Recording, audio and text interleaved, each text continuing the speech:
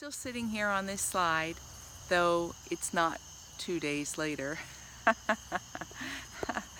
And I was thinking even more about silence. I love to hike alone, or when hiking with someone, to hike in complete silence, because it seems to me that all creation is singing a song. And sometimes we can hear it, like the crickets and the birds, or the rustle of the leaves. And sometimes the sound is subtle.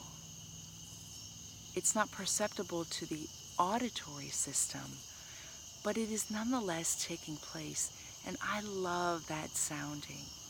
But it can only be had when I've silenced other parts of myself, mainly this, my vocal cords.